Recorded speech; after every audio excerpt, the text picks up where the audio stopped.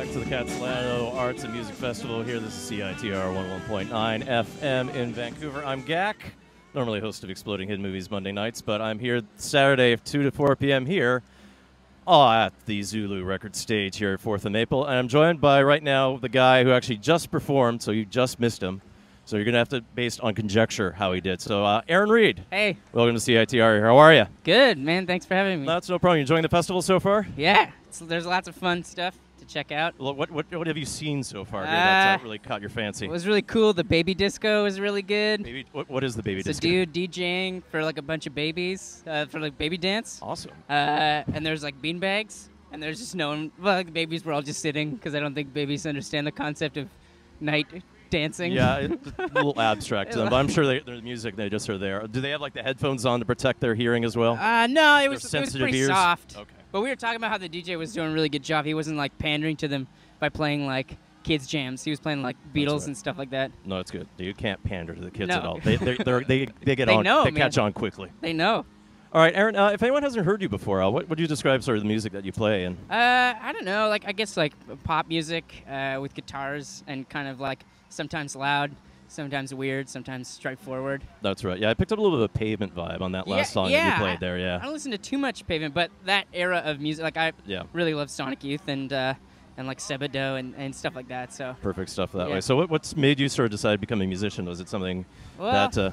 I don't know. I just kind of my friend in high school got me into some better music than I was listening to at my own choice. So and then he kind of had a 4-track, so I bought a 4-track and just recording, and then from there, just getting really. I did like violin when I was a kid, so awesome. I was always got really into music, and then and from there, just kind of, recording things that are total rip-offs of other things. And so then, you start. You stand on the shoulders of giants. And then just kind of keep going from there. Awesome. Yeah. So at this point, are you primarily sort of playing by yourself when you sort of focus, or like the band that you've assembled here, which I know has some of the guys from Rollmock and Korean Gut? How did that develop together? Oh, they're all my friends. Like I went to art school with Ellis, and he plays in an amazing band, Flash Palace.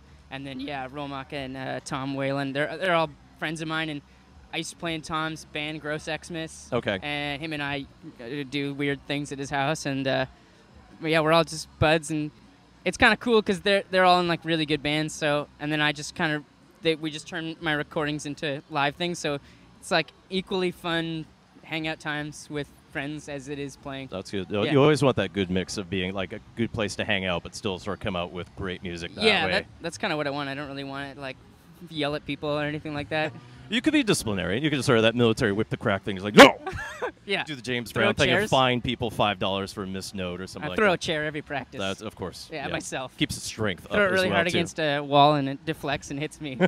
So no one gets hurt. You get your scrapes that way. Yeah, only me. Only I get hurt. All right. Do you have any music out right now in stores? Or like, I noticed that you had something in Bandcamp. Can you describe that? Yeah, that's the only thing. I mean, it's like, it's just like a... I wanted to make a Bandcamp page, so I put a bunch of songs in, and then I guess it was perceived as an EP. So that is a thing you can download for free. Oh, awesome. But I think I was calling it Black Sun. I have a bad habit of constantly trying to call it new things to make myself feel good or something. But it sort of gives like role playing in a way. Sort of give yourself a different identity. So like, what were you thinking with Black Sun then? Was it? I don't know. I kind of stopped using it because after I looked it up, and I saw it after I saw this movie about a artist who went blind and kind of recounts this, like, anyways, really good movie, documentary.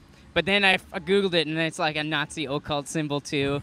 So I decided not to like be Black Sun anymore. I just didn't want to be associated with like Nazi magic. No, so that would have been more like a '70s Joy Division sort of attitude that way. But it's a little tenuous now. So what's your Bandcamp link or how? Oh, I think if you Google like Aaron Reed Black Sun or Aaron Reed Bandcamp, should be able to find something. Sounds good. All right, and do you actually have the Aaron Reed Band experience playing live anytime soon?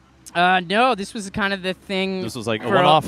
Like I'm gonna try and record a tape thing. So I'm gonna spend a lot of time trying to make a bunch of new songs, and then maybe we'll play some stuff. Excellent. Good to hear. Yeah. Well, Aaron Reed, thanks for stopping by. Yeah, thanks for having me. Great set earlier, and take care of yourself, and can't wait to hear what you do next. Thanks, man. All right.